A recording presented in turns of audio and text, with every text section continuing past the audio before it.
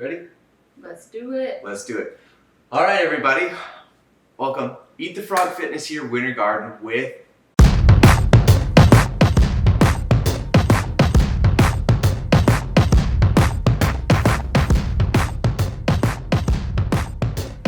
Mail Time! Mail time! Here. Sorry, that'd be copyright infringement if we started singing something from Yeah. that Azul clue. So. Yeah. Anyway, should we start that over? Let's just roll it. Let's just roll. Okay, well, welcome to Mail Time. So this is our first episode of Mail Time where we're going to address some questions that we get from Instagram and Facebook, things that people want answered, but maybe they don't feel comfortable saying out loud and asking those questions. So we got some questions this week that were rolling in, and a lot of them had to do with motivation. Yeah. Staying motivated, and especially during this time that we're in, this time of quarantine, everything's kind of changed and flipped upside down. It's kind of like Groundhog Day every single day for a lot of people. Yeah. So these questions revolve around motivation. So we wanted to address that motivation question today. So the big question is, how do I stay motivated with staying with my fitness, or how do I stay motivated in my nutrition? We got a lot of questions revolve around both, so we're going to address both of those today. All right. So with motivation, like what is motivation? Motivation for me, Yeah, like what is motivation? What is that? it's the reason that I find to get up and do what I need to do for myself and for my future. Yeah, absolutely. Yeah, it's doing what needs to be done and having the reason behind it, right? Unpacking motivation as it relates to health and fitness. Why is that so important? Being motivated. Because without it, being fit, eating healthy, it's going to be a task and a chore, and there's no purpose behind why you're doing it. Yeah, absolutely. Yeah, that motivation is so important, and people fall into the motivation, they fall out of that motivation, and then they're like, well, how do I keep it on? How do I keep my motivation turned on when it relates to working out, staying consistent to your workouts, as it relates to nutrition and eating correctly and eating the right stuff. It's easy to turn the switch on and be like, all right, I'm motivated, and have a short season of that. Yeah. And then the switch turns off somehow, right? They lose the motivation. Yeah. There are 4 main things for me. 3 are personal, and then 1 you need a friend for.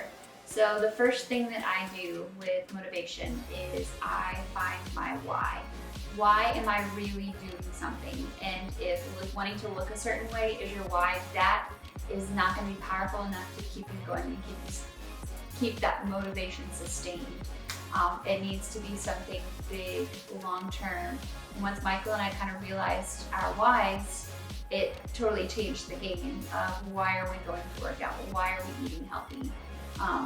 And for me, I had a bunch of injuries in middle school, high school, and a little bit into college. And the only way that I can truly stay strong and enjoy myself is by staying fit and doing strength training, lifting weights, just really being on top of my fitness to make sure I don't have any pain in my everyday life when doing things other than working out.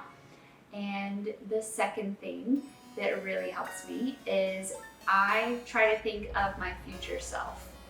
Sometimes when we do things for our present self, we want to do what feels good. But when we make decisions for our future self, where do we want to be in a week, in 2 weeks, in 3 weeks? And when we get to that point, looking back on the decisions that our past self made are going to define where we're at in that present. So oftentimes doing things for your future self, with that in mind, is going to be a little bit more motivating than enjoying doing things for your current self. And don't get me wrong, sometimes in order to love your future self well, you have to rest and take care of your current self. And that is totally 100% understandable. Yeah, totally.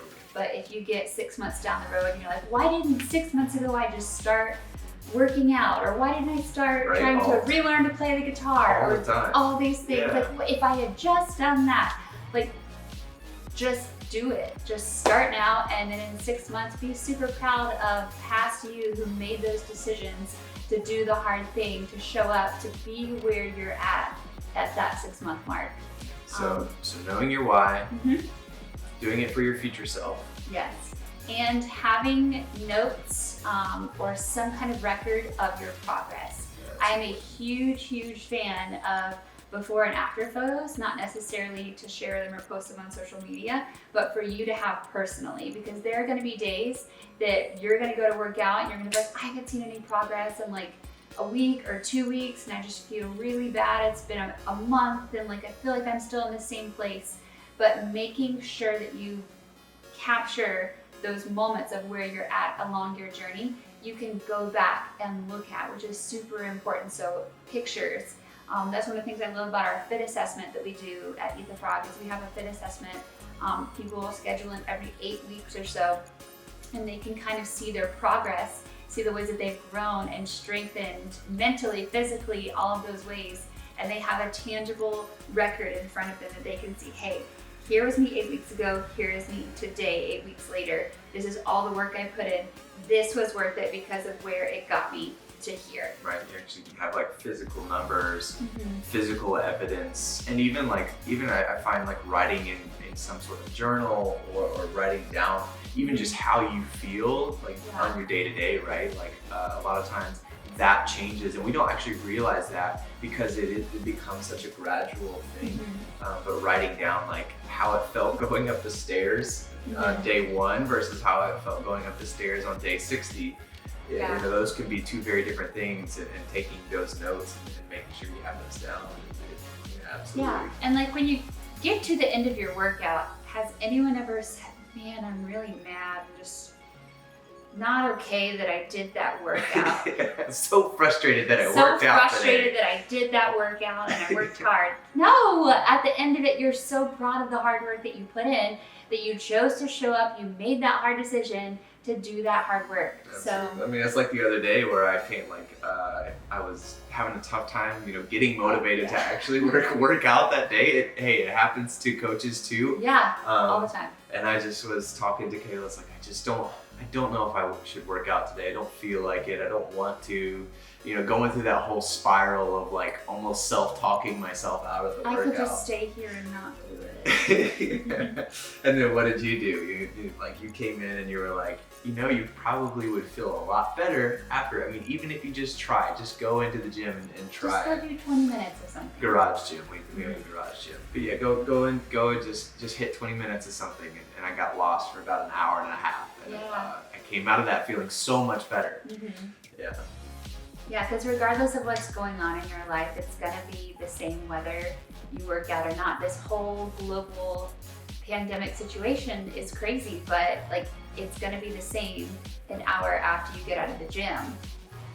What's gonna be impacted is you personally, emotionally, physically, spiritually, mentally, in so many ways, by you choosing to go out there. I keep pointing to our garage gym. You choosing to go out there and work out and do things for yourself.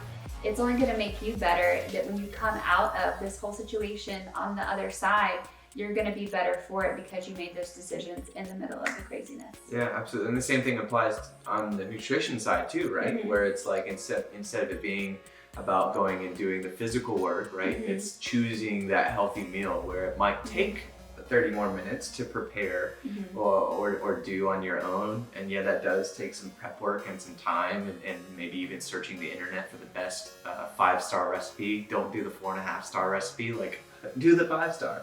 Find those things, right? I don't know, personal moment here. Which one is shorter and has less ingredients? Yeah, and which one doesn't have grandma's story about the recipe, and I have to scroll through 16 pages. 84 years. Yeah. And then finally get to the recipe and it looks like trash. But anyways, yes, do the homework, do that little bit of extra work to prepare yourself to fuel your body for what it needs to do and pushing yourself along in this journey in the right way. Yeah, and it's so easy just to go into your fridge, your pantry, and just like grab something to snack on. But put that, like we talked about before, put that consciousness back into your eating. Pick maybe 1 or 2 things to take out of your everyday eating. And even like, let's say I took out fried foods and I go to grab a snack and I grab like a thing of grapes and be like, wait, I'm cutting out fried foods. Oh, this is grapes, this is fine. I'm gonna remember making that decision like, oh, grapes are fine to eat, and I'm gonna remember everything that I ate throughout the day. And like, before you do it, like, decide, is it worth it? Yeah. There are times, absolutely 100%.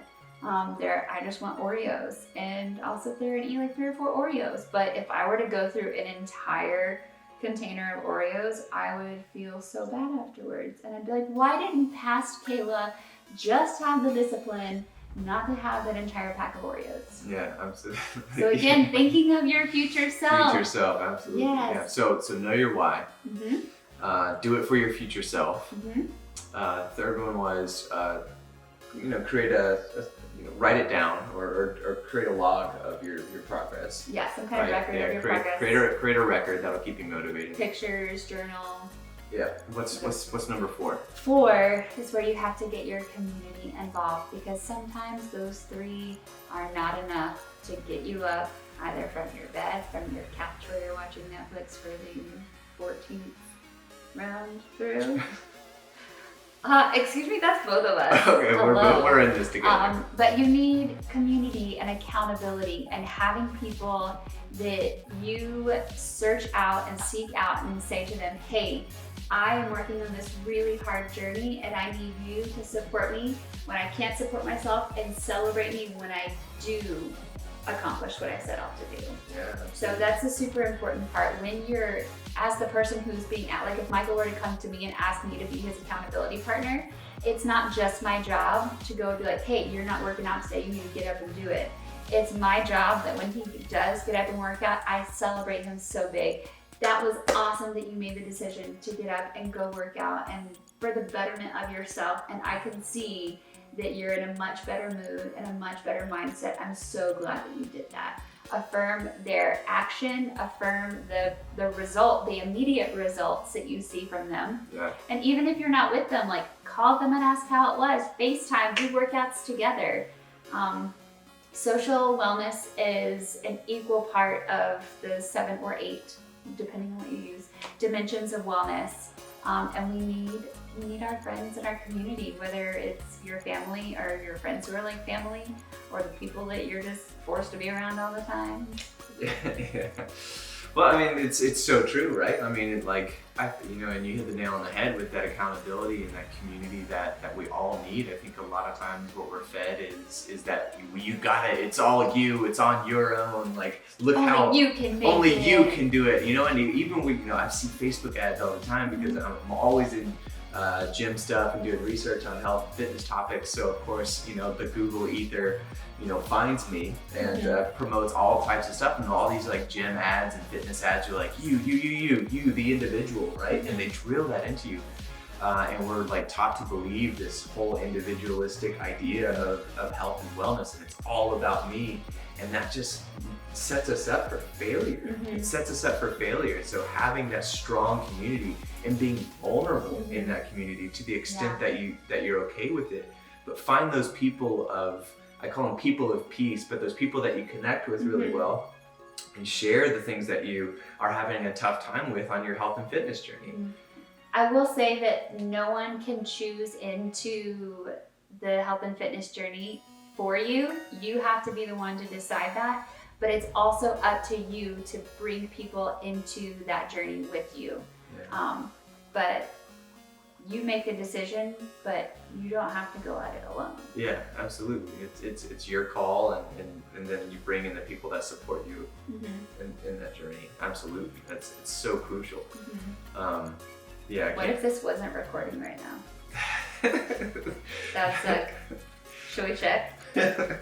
Pause, maybe? We're still recording. Okay. Yeah. We're 15 minutes in. We're good. Ooh, 15 minutes on motivation. Yeah, already 15 minutes in on our roughly there. On we motivation. just checked. Because we've been talking to this camera for a long time, spilling some good pieces of knowledge. Hey, it's episode 1. It's the pilot. Yeah. We told everyone to skip past season 1 and start at season 2. Right. Yeah, we're told our friend that. All right, anyways, let's get back on track. So motivation, and we're answering a bunch of questions that were driven, had a motivation kind of theme around them, and we're hitting a bunch of them right now. So know your why. What's the second one? Do it for your future self. Third one, track your progress. Yeah. Or just like how you're doing day to day, week to week. And then last accountability, right? That last one is accountability. And all of those are super important, but like it has to start with your why, right? That's where it all originates. It all boils into that one thing. Or maybe it's a conglomerate of things, but your why has to be something that is concrete. It's in writing or it's in you, right? It's so very personal. So for me, I'll just explain my why and like where I started my journey. Was growing up, fitness was a means to be a better athlete. In the sport that I was playing, and the sport that I was playing was everything to me. Like that was my life. That was what I lived for. I lived and breathed soccer. So fitness was the way I could become better at soccer. So that was my why for so long. And then finally, when I got injured playing soccer and I couldn't play competitively any longer, then there went my why. Like I had no motivation, I had no reason to continue working out any longer. Like, okay, soccer's done. I can't compete any longer at a high level. I can't go on to play professionally at this point, knowing where my journey is and knowing how crucial this injury and this season was, and now I can't move any forward. So why should I participate in fitness anymore? Like it just didn't matter to me. And so it took me about 2 years to really figure out where I wanted to, like my why, to me, because I would go to the gym with some friends and I would have like little seasons of like, oh, I'm gonna lose these pounds, I'm gonna look this way, and those were my like little whys that like came up, and I thought they were really strong and they would motivate me for about 2 weeks, and then they would just disappear. Like I wouldn't want to go to the gym any longer, and it just didn't make sense why I wasn't sticking with a good routine. Like I wasn't consistent. Wasn't eating right. I didn't want to eat right. There was no point to eat right, because if I'm not going to be consistent in the gym, why eat right? And then one time, a good buddy of mine, I was working out with him. He was being really consistent with me, and he was trying to connect with me all the time. And he's like, "Hey, Michael, let's go to the gym. Let's do it 3 times a week. Let's commit to a certain time." And that's the accountability. Actually, is kind of where it started for me. The accountability started first. And then about 2 weeks in to my workout, I was like, I'm probably gonna slip off of this. Probably not gonna want to do this any longer. He asked me a very important question. He goes, Michael, why do you want to work out? Why do you want to do this? And I really hadn't. And he was a deep kind of guy where he liked to have those deep, meaningful conversations. Yeah, this guy named Austin. And Austin was like, why do you want to work out? And it took me a while to come up with an answer, because I knew that saying like, oh, I just want to look better. I want to look a certain way. I want to have a certain physique. Just didn't add up for me. It wasn't meaningful enough for me. And so it took me a moment, and then I finally realized, came back to him actually the next day working, and I was like, I actually figured out my why. I know why I want to do this. I know why I want to be healthy. It's because I want to, when I'm old and gray and I have grandkids running around, I want to be able to run and chase, get on the floor, stand up with them, grab them from the floor, toss them up into the air as an old man. And I want to be able to physically do that. And so from that moment, it gave me the purpose of why I was coming into the gym, putting in the hours and eating right. It was all leading into a place where that family, that reality of me being able to participate was super important to me, and that I gravitated towards that. And so it became a moment, really a changing moment for me, and that kind of pushed me into my fitness career, what it is right now. So yeah, that why, that accountability was there, that doing it for my future self was there. and then tracking it. Like I stayed really consistent with tracking my progress because I wanted to know like where I was going and how I was doing and what do I need to do? Do I need to do something differently to get to where I want to be? And then that accountability absolutely was there with my buddy Austin. And you know, I don't have that same accountability person now, but you know, I have this one right here, and she's amazing. And I also have, you know, the Frog Squad as well. But you know, that whole circle of motivation is so important. Each little aspect is absolutely crucial. Yeah, absolutely. Yeah. We just talked a lot about motivation. Yeah, we just talked a lot about motivation. And motivation with nutrition. I want to answer another meal time question about cleansing. Detoxing. The detox, cleansing. the cleansing, the juicing. I think back a couple years ago, it got really, really big. Like the juicing, the cleansing diets, and the detox diets and things like that. Got really, really popular. So let's talk about that just for a little bit. So detox, cleansing. Why do people do it? A lot of people use like juice cleanses or detoxes as a starting point, as kind of a reset. They've made these decisions that they felt weren't super great, and then they say, okay, I'm doing a juice cleanse. I'm gonna reverse all of the bad choices that I've just made.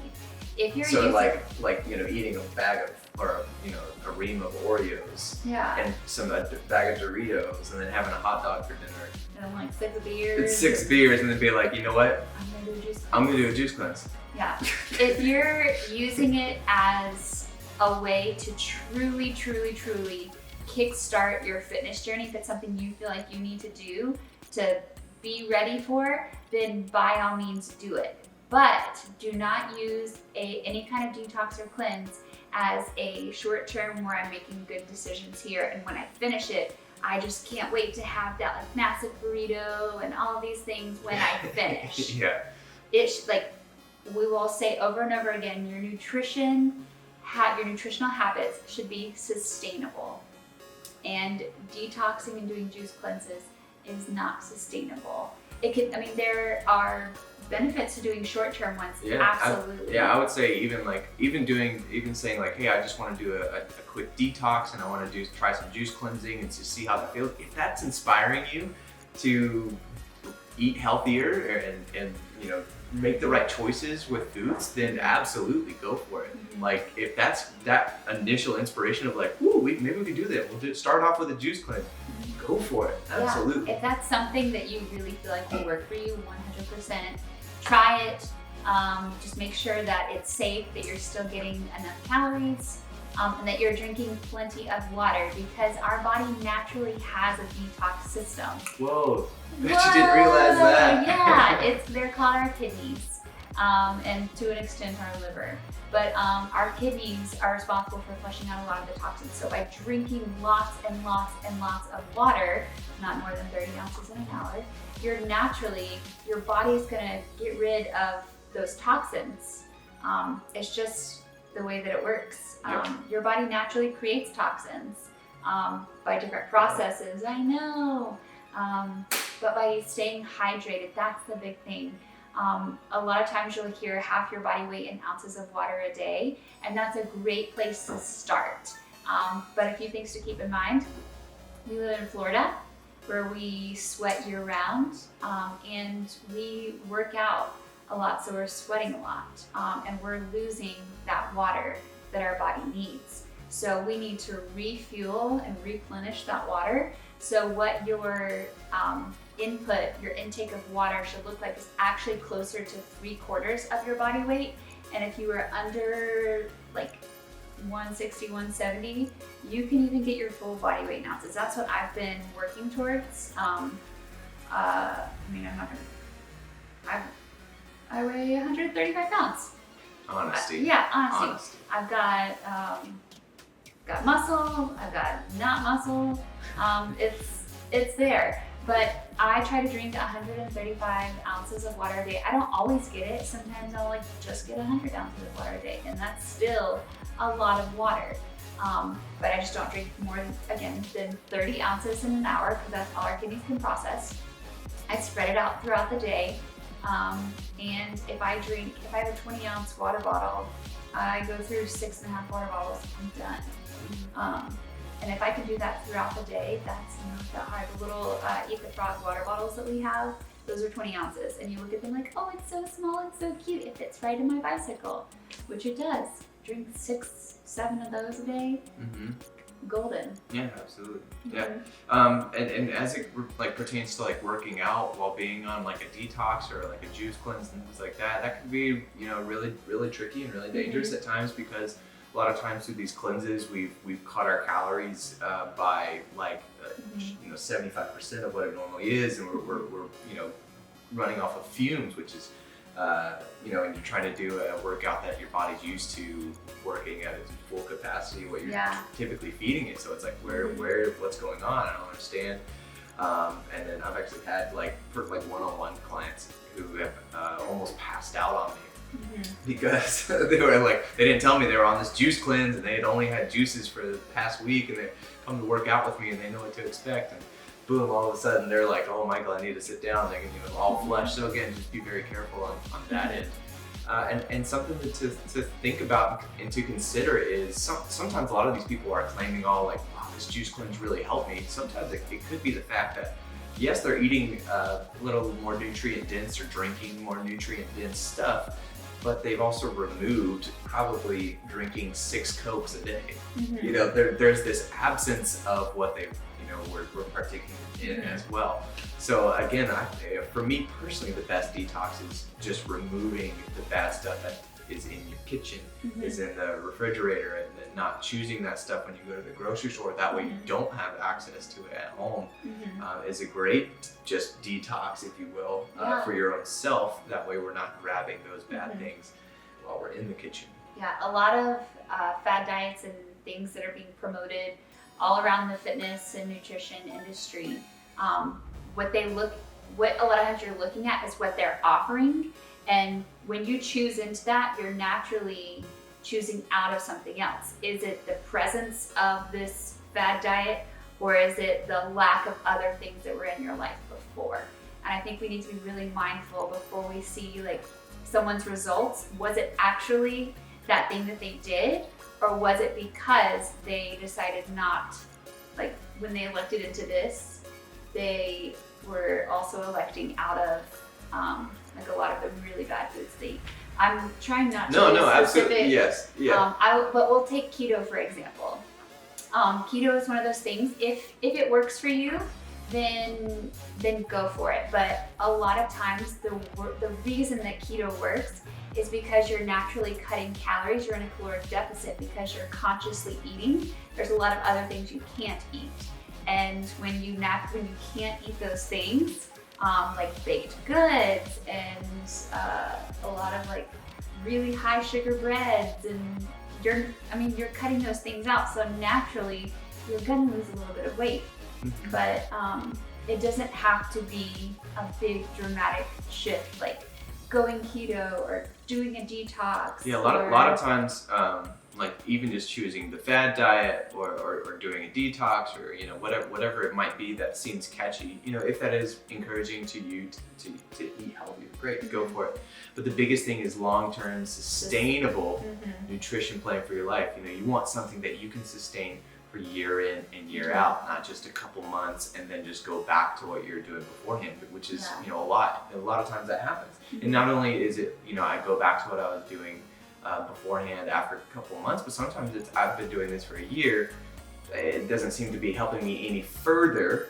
Now I'll just go back to what I was doing beforehand, and then you gain all that weight again, right? And so again, it's that year in, year out, time and time again, making those great choices, those good choices, and building up those habits over time. It's not an overnight switch, but if you do see things that are encouraging you to take those steps to building a better nutritional plan for your life, you know, you won't see like too bigger advocates for having something that is a well-rounded, sustainable nutritional plan. So make a nutrition plan that's going to work for you long-term. Consistent, sustainable, enjoyable. Yeah, absolutely. So that's been our first episode of Mail Time with Eat the Frog Winter Garden, and we hope that you have learned something. Please feel free to send in your questions to us anonymously or not. We'll take them and then we'll discuss them here in this style, and hopefully you'll be able to learn something. Yeah. Being able to throw it up on the TV or just watch it on your phone. And, yeah, if you have questions about anything we talked about today, if you want to go a little deeper, we would love to do that as well. Again, you can remain anonymous, or you can be like, hi, my name is Kayla and I want this question answered. Yeah, absolutely. So it's been an absolute pleasure. Words? Pleasure. Pleasure. It's been an absolute pleasure to be here today and to be discussing with my wife and all things fitness and health related. So with that, have a great day, have a great week, and stay hungry. Hey, you said it. Kind of like fade to black with like a logo right here. Yeah. Planning things out. Welcome to Mail Time. I'm one of your hosts, Kayla Longshore. And it's me. So anyways.